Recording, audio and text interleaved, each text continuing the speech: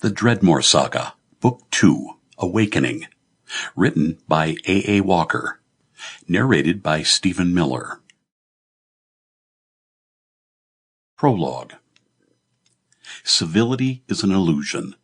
It is nothing more than a fleeting idea that creates the notion that we are somewhat better than the animals we slaughter for food.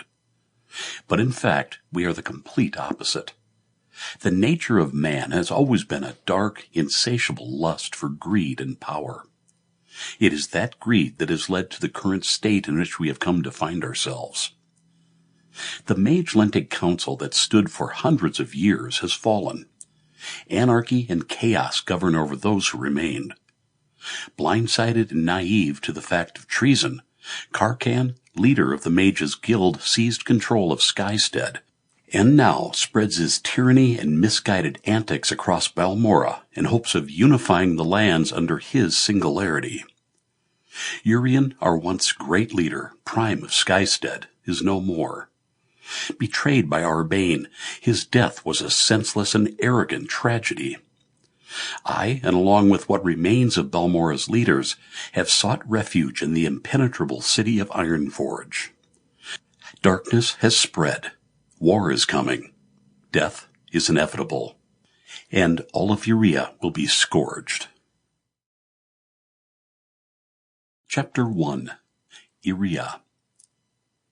The twin suns that once shone with pride and energy were beginning to fade with each passing day. Their physical shapes had begun to crumble and deteriorate. Una, the sun closest to the landmass, broke, leaving scattered debris surrounding its outer rims. Darkness began to ensue over Eerea.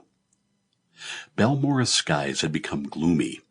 The effects of the absence of the suns were almost instantaneous. The waters of the north began to freeze from the constant drop in temperature. The hollow grounds at Glokex were stained with the blood of Undai and Argots alike until there were only but two left. Verig stood a few feet away from the Undai warrior who wasn't going down so quickly. They both suffered from superficial and deepened wounds. The Undai slowly lowered his hand into the flaky and crumbled snow, creating two solid ice swords. He placed small patches of snow on the spots that fell victim to Verig's warhammer. Melting away, so too did his scars. As he readied his weapons, he wiped away the blood from his face to see his attacker better. "Why prolong the inevitable?" asked a cocky Verig as he smirked. Verig was truly monstrous. His body was a conference of battle scars. Because of them, his skin began to lose most of its whiteness. He was far darker than any other Argot. His teeth were perpetually bare from lack of skin surrounding his upper lip. He was permanently deaf in one ear from a blow to the head he suffered in earlier years of his name day. The Undai exploited this weakness and tried to use it to his advantage. With each exhale they took, they contemplated their next moves carefully. They stood, glaring at one another, unmoved by the bodies that laid scattered amongst them.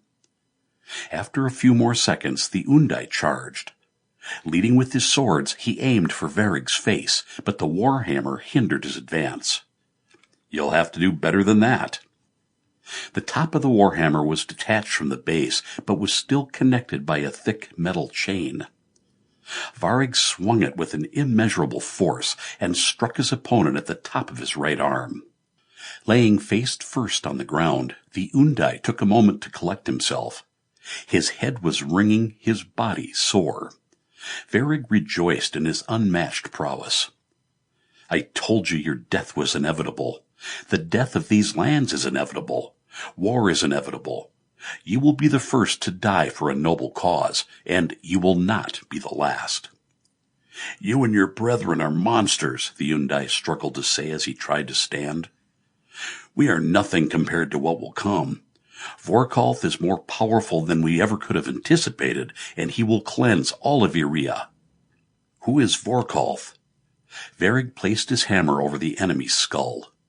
"A god," he whispered, and he crushed what remained of the Undai. Ironforge. The Jadar Sample complete. Ready to continue?